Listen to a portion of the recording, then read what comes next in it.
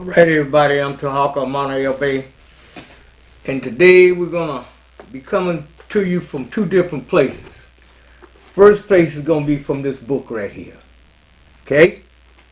I'm gonna let it sit there a little bit so y'all can take your time and write down the title and all of this stuff. Take a good look at this book.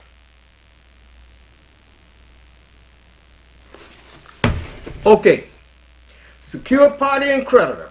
Today we're going to be dealing with coming out of this book, and we also have another article, and we're going to break and bring that out. But I'm coming to you from page 7. It says here, the private ownership of land in America is one of those rights people have proclaimed to be essential in maintaining this republic. Now notice the word republic here.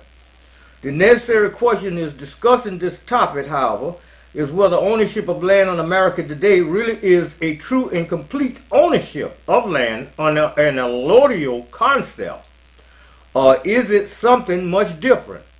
In other words, are we living in an actual allodial freehold, or are we living in an updated version of feudalistic common law? The answer is crucial in determining what rights we have in the protection of our reality against improper seizures and encumbrances by our government and creditors. The answer appears to be extremely clear upon proper reflection of our rights when payments are missed on mortgages or taxes for whatever reason are not paid. If mortgage payments are missed or taxes are not paid, we actually fall into disfavor with the parties who have the power. And those powers, through court proceedings or otherwise, take our land as penalty when one understands if he is unable to perform as the government or his creditors request, and for such failures of performances his land can be forfeited. Then he can begin to understand exactly what type of land ownership system controls his life. And he should recognize the inherent injustices of such constitutional violations. The American-based system of land ownership today consists of three key requirements. These three are the warranty deed or some other type of deed purporting to convey ownership of land. Title abstracts to chronologically follow the development of these different types of deeds to a piece of property, and title insurance to protect the ownership of the land. These three ingredients must work together to ensure a systematic excuse me systematic and orderly conveyance of a piece of property. None of these three by itself can act to completely convey possession of the land from one person to another. At least two or three are always deemed necessary to adequately satisfy the legal system and real estate agents that the titles to the property have been placed in the hands of the purchaser, and oftentimes all three are necessary to properly pass the ownership of the land to the purchaser. Yet does the absolute title and therefore the ownership of the land really pass from the seller to the purchaser? With the use of any one of these three instruments or in any combination thereof, none of the three itself passes the absolute or allodial title to the land. The system of land ownership America originally operated under, and even combined, all three cannot convey this absolute type of ownership. What then is the function of these three instruments that are used in land conveyance, and what type of title is conveyed by the three? Since the abstract only traces the title, and the title insurance only insures the title, the most important, therefore, first group of examined are the deeds that purportedly convey the fee from seller to purchaser.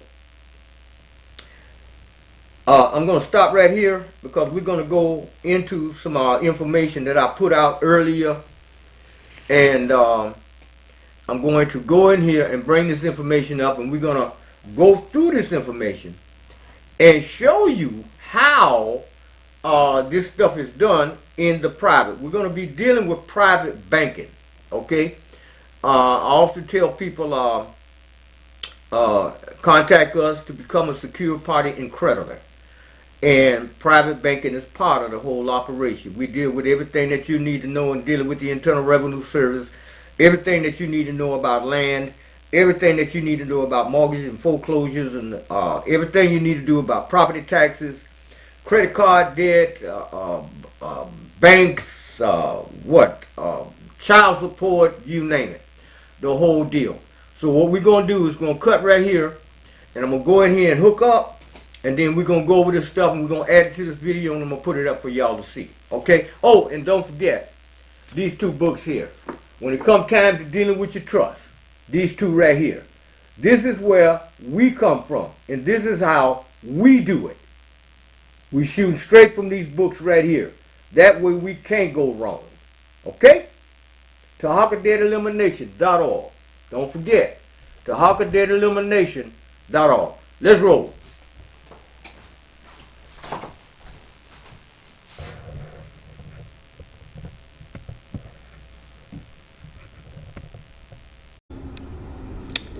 Okay, everybody. This is the article that I was telling you about. I think I put this out back in 2014. You funded your loan.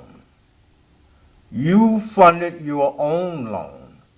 All debts fall ultimately to the people and to future generations. When banks are too big to fail, they are bailed out by governments, imposing further debt on the people. Okay, keep that in mind there now. Don't forget that. This is because the people are the credit of the nation. When a bank extends credit for a credit card or mortgage, it is your credit, not theirs. Banks do not loan their customers deposits or their bank reserves.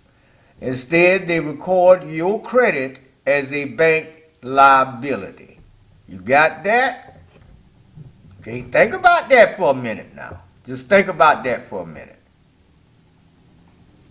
All right, let's continue. On the private side of the ledger, which is hidden, and as a bank asset on the public side of the ledger, which is visible, just like the mafia, the bank have two sets of books. A common misconception taught in some economic textbooks is that commercial banks function as intermediaries, lending their customers deposits whenever the bank makes a loan. This deception has been exposed by money reformers advocating sovereign money insurance, supported by ample evidence and ultimately confirmed by the administration of the Bank of England in the first quarterly bulletin of 2014. Whenever a bank makes a loan, it simultaneously creates a matching deposit in the borrower's bank account, thereby creating new money. Bank of England Quarterly Bulletin 2014 Q1. Because of this instant money creation process, it's been said that banks create money out of thin air. But bank credit has value in the real economy. So where does that value come from? Okay, let's find that out. Go too far here. Hold on a minute. There's only one thing the loan manager in a commercial bank wants from a customer: their signature. The customer's signature on the promissory note is what creates the credit by providing commercial energy. The bank issues the loan in exchange for the customer's value. You got it? Read it one more time. The customer's signature on the promissory note is what creates the credit by providing commercial energy. The bank issues the loan in exchange for the customer's valuable promissory note. The promissory note represents the commercial energy of a living man or woman, which is an asset to the bank and to the market. A promissory note is an asset created by a man or woman, and this asset can be sold and traded. What they do when they make loans is to accept promissory notes in exchange for credits. You see how this is working? Emphasis added. Modern money mechanics, Federal Reserve Bank of Chicago. Your promissory note is really a secured purchase by the bank, which then has an account payable liability that it pretends is a loan. You are the creditor. The bank is the debtor. As a creditor, you have issued security. Why does your promissory note have value in the real economy? All money ultimately represents human energy as labor and ideas backed by nature. In essence, money is energy that circulates as currency, being charged and discharged, embodied in your lifeblood.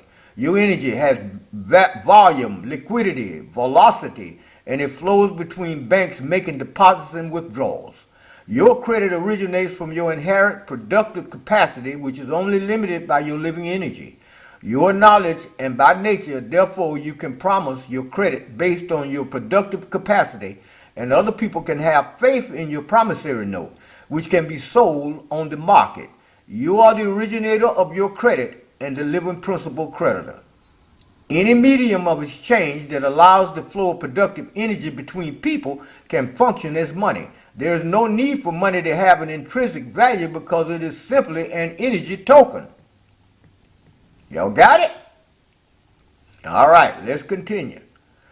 Money is a community invention that enables trade beyond direct barter. Debt-free sovereign money can be issued by sovereign nation and is prerogative by local community or by open source cryptographers for all people. The utility of money is maintained when it's created with a limited supply. Historically, the supply of money has been limited by using a bimetallic standard in which the monetary unit is defined as equivalent of a certain amount of gold or silver. Unfortunately, whoever controls such commodity money wields extraordinary economic and political power. You got that? Let's continue. The corruption of the medium of exchange by commodification and by private issuance as interest-bearing debt has hijacked the credit or commercial energy of the people. The international bankers has captured the state's sovereign power of money issuance, and upon bankruptcy they have installed a debt money system using legal person name trust as surety. The birth certificate is a bond issued in the name of an estate trust. When a living man or woman unwittingly acts in joinder to a trust resembling their lawful name, they take on the liabilities of the trust as a trustee or an accommodation party. In the debt money system, the international bankers have literally become parasitic controllers of the people, credit having engineered the alleged loan contract. All people are born with energy as a source of productive capacity and are creditors by default, whereas all legal persons, fictions, are created without any inherent productive capacity and are debtors by default. Every man or woman who acts in joinder to a legal person name transmit their valuable energy into commerce as a legal incompetent funding their own debt bondage. Banks can lend an interest as long as people and governments on behalf of the people are willing to borrow. When you go into the bank for a loan, you're taking your credit in the form of your promise to pay, evidenced by your signature. On the alleged loan contract, your signature transfers your intellectual property to the bank so that the note can be scrutinized and hypothecated to the market. Your property includes your power of attorney, which is also surrendered, allowing the bank to access and trade on the birth certificate security bond issued when you were born. The birth certificate bond is issued in the name of an estate trust. A living man or woman is a grantor, beneficiary, heir, agent, executor to the name estate trust. But when they surrender their power of attorney, they lose their living standing, becoming liable to a trustee, debtor, for the name for the all caps name estate trust, which is surety for the corporate national debt. The bank can now access the birth certificate and security bond. No one signs for the bank because it is a trust agreement, not a contract. You walk into the door of a creditor and walk out as a debtor.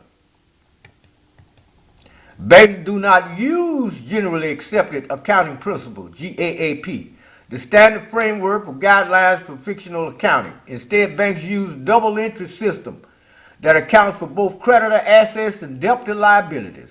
When we look at both sides of the ledger, we can see that men and women are creditors, not debtors. That's right. We loan the bank our credit, and they multiply it in a number of ways. Banks really do extend credit, but it's your credit that is extended for their benefit. You are shown only the side of the ledger that records you as a debtor, while the side of the ledger that records you as a creditor is hidden. The banker elites who designed the system did not want you to know that. On the bank's asset side of the ledger, publicly visible, showing accounts receivable, you are the debtor and the bank is the creditor. While on the bank's liability side of the ledger, privately hidden, showing accounts payable, you are the creditor and the bank is the debtor.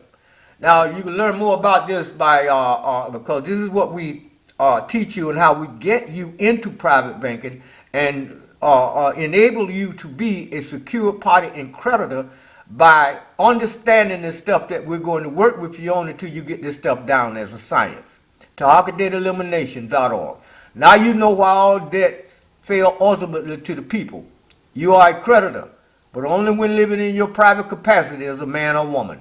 Get your tools with your secure party and creditor. Go to www.tarhakadebtelimination.org.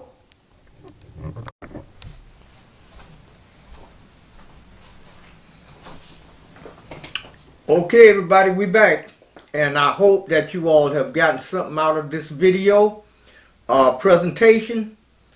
And so what I would recommend that you do is go back and look at this whole thing over again from start to finish so that you can clearly understand the difference between public and private and how you are able to turn the tables. Now, you remember in the article I read, they said they got you as the creditor on the private side of the ledger. But then they got you as the debtor. You walk into the bank as a creditor and you walk out as a debtor if you don't know what you're doing.